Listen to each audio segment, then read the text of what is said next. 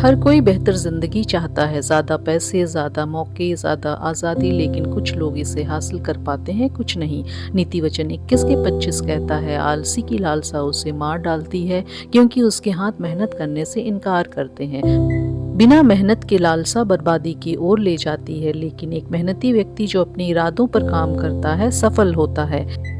आगे देखिए, शुरुआत करने के लिए कैसे प्रेरणा पाएँ। जहाँ है वहीं से शुरुआत करें, जो आपके पास है उसका इस्तेमाल करें, जो कर सकते हैं वो करें। सही पल, सही योजना, सही व्यवस्था का इंतज़ार करना बंद करें। आपको सही परिस्थितियों की ज़रूरत नहीं है, आपको बस शुरुआत करने की ज़रूरत है, भले ही अपूर्ण रूप से शुरुआत करना हो।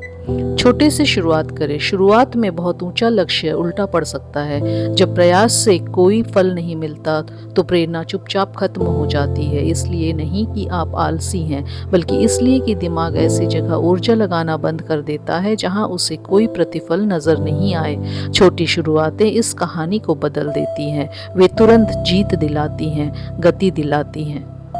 जब आप लक्ष्य को छोटा रखते हैं तो असफलता असंभव है। आपका दिमाग प्रगति दर्ज करता है, प्रगति प्रेरणा देती है, प्रेरणा निरंतरता को बढ़ावा देती है।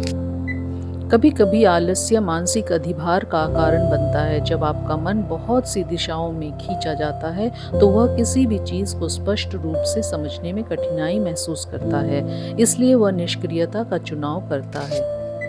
स्पष्टता मन को आगे बढ़ने के लिए कुछ ठोस देता है। समान कार्यों को एक साथ समूहित करें। आपका दिमाग गियर बदलना बंद कर देगा। प्राथमिकताएं निर्धारित करें। इससे निर्णय लेने की थकान कम होती है। उस कार्यों को छोड़ दें जो आपके लक्ष्य की पूर्ति नहीं करते। इससे मानसिक शोर शांत हो जाता है। एक बार मन स्पष्ट हो जाए तो प्रगति संभव है और कार्य युद्ध जैसा नहीं लगेगा। जब आप किसी ऐसी चीज़ पर काम कर रहे हो जिसमें आपकी सच्ची रुचि है तो प्रतिरोध कम होती है, गति स्वाभाविक लगती है, ना कि थोपी हुई। अपने कौशल और ज्ञान का मुद्रीकरण करना सीखें।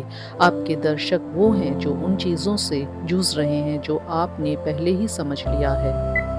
जब आपका काम उससे मेल खाता है जिसे आपको पसंद है और जिसके लिए दुनिया भुगतान करने को भी तैयार है, तो आपको खुद को आगे बढ़ाने की ज़रूरत नहीं है। काम आपको अपनी ओर खींचने लगता है। आखिरी पॉइंट, आप क्या खाते हैं? सुस्त ध्यान या लगातार थकान अक्सर आपके दिमाग से नहीं बल्कि खाने की प्लेट से शुरू होती है। आप जो खाते हैं उससे यह निर्धारित होता है कि आपकी ऊर्जा कितनी नियमित रूप से प्रकट होती है। प्रोटीन फोकस और रिकवरी में मदद करता है। कार्बोहाइड्रेट प्रदर्शन को बढ़ावा देता है। फैट्स हार्मोन्स और मानसिक स्पष्टता को नियंत्रण करता है। हम अक्सर जब समझते हैं कि इच्छा शक्ति की कमी है, दरअसल वो पोषण की कमी की वजह से होती है। जब आपका मन साफ होता है और आपकी ऊर्जा सुरक्षित रहती है तो निरंतरता और उपलब्धि आसान हो जाती है।